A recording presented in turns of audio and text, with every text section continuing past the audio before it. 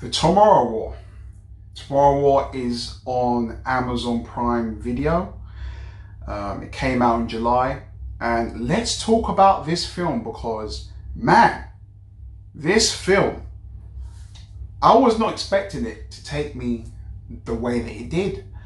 From the trailers I saw, it gives you this essence that it's going to be this big blockbuster, things are going to explode, people are going to die, mass destruction. But when you come to actually watch it, there's a lot more to it than that. I gotta say, I think that this is some of the best acting that I've seen Chris Pratt do.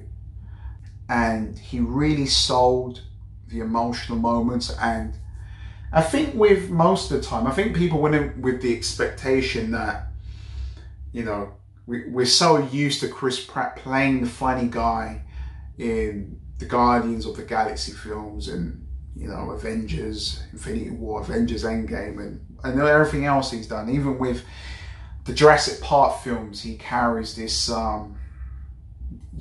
kind of sarcastic kind of charisma with him. But in this, his character is brought to this very grounded level of a soldier that's trying to just do his best, and just trying to really just provide for his family. And with that emotional beat comes the white spikes. And I gotta say, there's a nice little essence of non-linear structure going throughout the film, and there's good comedy throughout it. A bit risky with the comedy at times, but I never felt like it was bad. But when the audience get to see the aliens for the first time, there's this great build up with the scene, and it's got this kind of alien survival horror essence to it, and you're constantly thinking, where are they gonna come from? And the way it's been set up, you see the spikes in the wall, but then you haven't seen the alien itself yet, and you're thinking, and then the camera pans up, you just see like all these bodies, and you're thinking, you start to think, are these things human?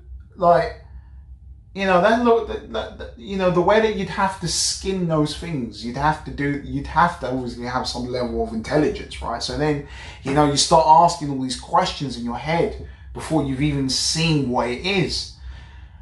And then, man, before the introduction of the white spikes, you kind of felt like there was, the pace was kind of dwindling a bit. But when you got to that scene, the suspense building up, and then seeing the white spikes, it's like, man, I really enjoyed the design of those creatures, and they're so unusual looking.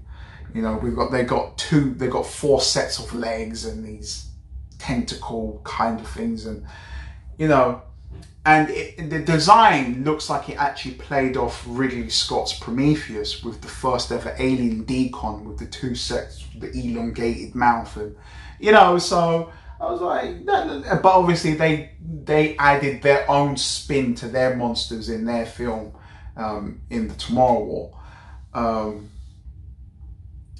But no, the action was great. And I mean, I remember like the second, I think going near the end second act, going into third, there's this big, large shot that kind of encapsulates how many of these things that there are, or of them.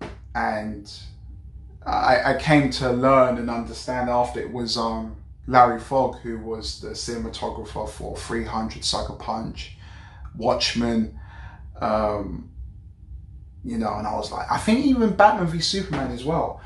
And I was like, man, it's got a real grand scale to it. And I was like, man, that's lit, and I love it.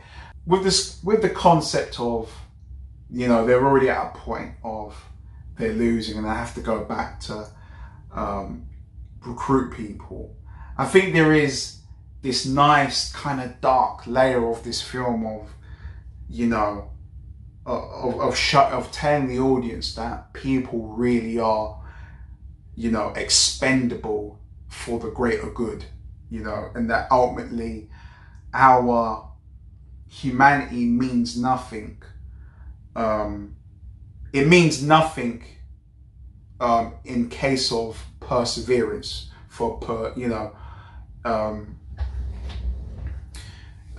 for the future. And it's like, you know, we're just cannon fodder, and you know, we just need the numbers. And there's also this thing of that's brought up in the film of, you know, they're only picking people that are old because they know that in the future they'll be dead, so they're specifically picking the old people because they don't want to pick someone young. You know, they want to really use up their resources, and that was a clever little insight in the film. And obviously there is a little bit of exposition as to how does time travel work within the Tommorow War.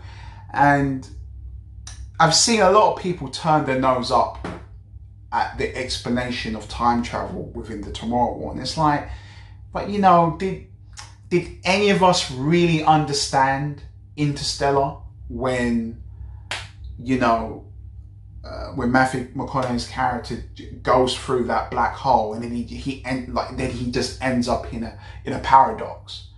You know, how many of us really understand that could possibly happen? But the only reason why it was, you know, it was tied up in a good little bow and it made sense was because it then leads back to hidden subtle exposition that happened at the beginning of the film, with the overall theme of, like, you know, between the main character and his daughter, that you know, that love is timeless in a sense. But no, like I don't look at time travel and go, yeah, well, fucking hell, I'll just create my time travel machine. I'll just know how to do it myself. You know, that's not the case. You know, so I liked it, and I liked how, I think a lot of people felt differently about, you know, the origin, the first person ideology about the white spikes. But I think there's a nice little case of, like, you know, what, you know, there's a good case of ecology and, you know, using the perspective of global warming in your film, and, you know, and doing that. I mean, to the people that say, oh, that would never happen, you know, humans ourselves, we've not, it's like we haven't even explored the rest of the ocean. We don't even know what else is in the ocean, you know. Apparently we've only explored 10 or 20% of the ocean and the seas. You know, what else is there, bro? They don't know, because some big ass alien at the bottom of the sea. We don't know. But no, with all that being said, there's a nice twist in the middle of the movie that really draws on some great emotion. I mean, I can't, I'm a little bit woozy and drowsy at the moment, but the actress who played the daughter and the smaller daughter to Chris Pratt's character, like, man, I really did feel like when it got to that second half, and then we found out a little bit more of the purpose of Chris Pratt's character, and you know, what person he became in the first timeline. And then he goes back to that timeline when it's like, it's all gone wrong, and he's staring in the face of his daughter. It's like, it's this really surreal, you know. And I think, like I've been saying in this review, I feel like Chris Pratt really hit the nail on the head with his emotion, by giving a good interpretation of his character. So with that said, I really enjoyed it. Beginning was a little bit slow, but when you go into it, just went full throttle. So I think this is a must-see film. I'll give it an 8 out of 10. I really enjoyed it. I'd watch it again.